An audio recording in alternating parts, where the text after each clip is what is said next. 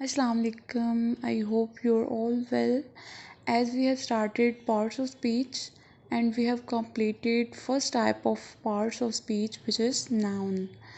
और जो हमने अब स्टार्ट की हुई है वो है वर्ब और वर्ब की भी हम आगे से टाइप्स हमने स्टार्ट की हुई हैं और उसकी हमने कल उसकी 3 टाइप्स पढ़ी थी वर्ब की और आज भी हम वर्ब की ही टाइप्स पढ़ेंगे। जिस तरह हमने नाउन की इतनी ज़्यादा टाइप्स पढ़ी थी, वर्ब की भी बहुत ज़्यादा हैं, इसकी भी काफ़ी हैं।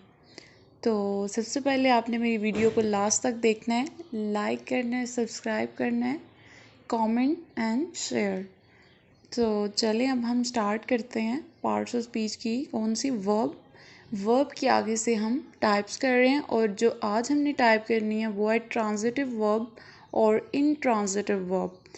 और हम सबसे पहले करेंगे ट्रांजिटिव वर्ब। ट्रांजिटिव वर्ब का मतलब ही ये है कि इसमें जो क्या नाम है उसका ऑब्जेक्ट वो होता है। इसमें सब्जेक्ट भी होता है, वर्ब भी होता है और ऑब्जेक्ट भी होता है। सब्जेक्ट और वर्ब तो होता ही है लेकिन इसमें ऑब्जेक्ट भी होता है। अ transitive verb has a direct object. आगे सेंटेंस पैटर्न हेयर इज़, इसका जो पैटर्न है वो है सब्जेक्ट, वर्ब और ऑब्जेक्ट। आगे एग्जाम्पल से देखें, आई एट आ बनाना, मैंने बनाना खाया। आई एट अ बनाना, इसमें सब्जेक्ट भी है, आई क्या है इसमें सब्जेक्ट, एट क्या है इसमें वर्ब, बनाना क्या है ऑब्जेक्ट। तो इसमें ऑब्जेक्ट भी है, सब्जेक्ट भी है और वर्ब भी है। और आगे ये क्या हुआ, ट्रांजिटिव वर्ब। आगे आई ब्रोक अ कप, मैंने कप तोड़ा। आई सब्जेक्ट, ब्रोक क्या है वर्ब है और कप क्या है ऑब्जेक्ट। इसमें भी ऑब्जेक्ट है तो ये भी क्या हुआ, ट्रांजिटिव वर्ब। सिंपल है ये। आगे शी स्टॉप द कार, उसने कार रोकी, तो इसमें भी क्या है, सारा कुछ ही है, सब्जेक्ट भी है, वर्ब भी है और ऑब्जेक्ट भी है। आगे ट्रांजिटिव इनट्रांजिटिव वर्ब, पहले ट्रांजिटिव वर्ब था अब इनट्रांजिटिव। ट्रांजिटिव में क्या था, ऑब्जेक्ट था उसमें, लेकिन इनट्रांजिटिव में क्या है, इसमें ऑब्जेक्ट नहीं होता। And intransitive verb doesn't have an object, इसमें क्या है, ऑब्जेक्ट नहीं होता, इसमें सिर्फ सब्जेक्ट होता है और वर्ब होता है। मैंने पहले भी बताया था कि वर्ब के बगैर सेंटेंस कंप्लीट नहीं होता।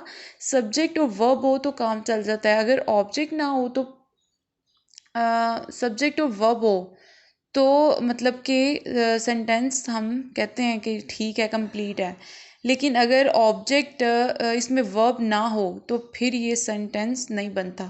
ऑब्जेक्ट के बगैर काम चल जाता है और सब्जेक्ट और वर्ब के बगैर भी क्या हो गया है, सब्जेक्ट और वर्ब भी हों तो भी सेंटेंस कंप्लीट हो जाता है।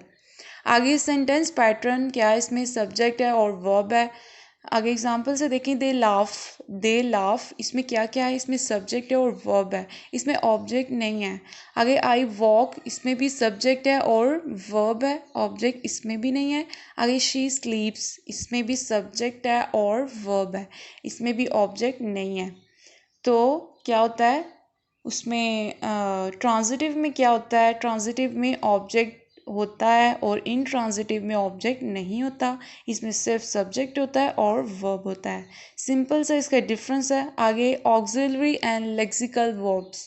ऑक्सिलरी क्या होते हैं verbs, auxiliary verbs help the main verb and tell the time, present, past, future. क्या होता है, हेल्प करता है ये। बेसिकली ऑक्सिलरी का मतलब होता है हेल्पर, ये हेल्पर होते हैं, मतलब ये सेंटेंस को कंप्लीट करने के लिए, एक मीनिंगफुल सेंटेंस बनाने के लिए ऑक्सिलरी वर्ब यूज़ होते हैं। जैसे आप देखें, let's see the following sentences. She has been crying for hours, क्या है इसमें, she has been crying for hours. Has been इसमें ऑक्सिलरी वर्ब है क्योंकि इसने सेंटेंस को कंप्लीट, एक मीनिंगफुल सेंटेंस बनाने के लिए इसने हेल्प की है, तो इसमें हैज़ बीन क्या होगा, ऑक्सिलरी वर्ब्स।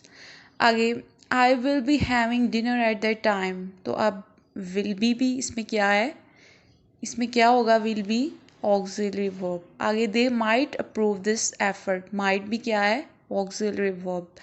आगे in all these sentences action verb has been used with other words to make meaningful sentences. These helping words are known as auxiliary verbs.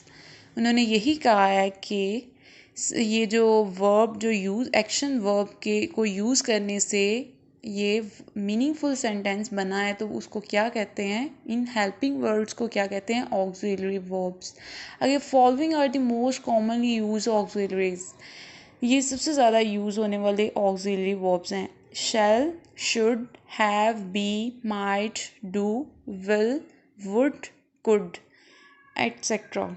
तो ये जो सारे हैं ये क्या हैं, ऑक्सिलरी वर्ब्स हैं, ये सारे ऑक्सिलरी वर्ब्स हैं। आगे lexical verbs, if two or more words are join together in a single verb phrase that functions as the full verb of predicate, the first part of the phrase is auxiliary and the second part is the lexical verb। उन्होंने क्या कहा है कि lexical verb क्या होते हैं, मैं इसका सिंपल से बताती हूँ, ये थोड़ी टफ है डेफिनेशन। लेक्सिकल वर्ब वो होते हैं जो फीलिंग्स होती हैं हमारी, प्रोसेसेस हो रहे होते हैं, तो ये जो सारे होते हैं ना, ये इसको लेक्सिकल वर्ब कहते हैं। लेक्सिकल को डिक्शनरी भी कहते हैं लेक्सिकल को। देखें एग्जाम्पल से देखें, जैसे मैंने ऊपर भी करवाया, she has been crying for hours. She has been, इसमें हैज़ बीन क्या होगा, ऑक्सिलरी वर्ब, और क्राइंग क्या होगा, ये एक फीलिंग है, एक फीलिंग है, ये प्रोसेस हो रहा है, एक एक्शन है, एक्शन को कहते हैं, प्रोसेस इसको कहते हैं, फीलिंग्स को क्या कहते हैं, लेक्सिकल वर्ब्स। अब क्राइंग एक फीलिंग, इमोशंस हैं, तो क्या है, इज द लेक्सिकल वर्ब। और हैज़ बीन एक हेल्पिंग वर्ब है, ये इसको यूज़ करते हुए हमारा एक मीनिंगफुल सेंटेंस बन रहा है, तो ये क्या है, ऑक्सिलरी वर्ब। और क्राइंग क्या है, लेक्सिकल वर्ब। अगर this shows that auxiliary verb acts as the helping verb to the lexical main verb. Auxiliary verb कैसे यूज़ होते हैं, हेल्पर के तौर पे लेक्सिकल वर्ब के लिए यूज़ होते हैं। पहले जो जो जब एक सेंटेंस बनाते हैं उसका फर्स्ट पार्ट जो होता है ना, उसमें वो क्या होता है, ऑक्सिलरी वर्ब, और जो सेकंड फ्रेज होता है वो होता है लेक्सिकल वर्ब, क्योंकि वो उसकी हेल्प से, ऑक्सिलरी वर्ब की हेल्प से कंप्लीट होता है लेक्सिकल वर्ब। तो क्या हुआ, लेक्सिकल और ऑक्सिलरी में आपको डिफरेंस पता चल गया है कि ऑक्सिलरी वर्ब क्या होता है, एक हेल्पर होता है जिसकी वजह से सेंटेंस एक मीनिंगफुल सेंटेंस बनता है, और उसमें जो मेन उसके होते हैं, shall, should, have, be, might, do, will, would, could, etc, ये सारे क्या होते हैं, ऑक्सिलरी वर्ब्स। और लेक्सिकल वर्ब क्या क्या होते हैं, जैसे डॉइंग, हैविंग, क्राइंग, इस तरह के जो एक्शंस हो रहे होते हैं ना, उसको हम कहते हैं लेक्सिकल वर्ब्स। तो आपको समझ आ गई होगी मेरी।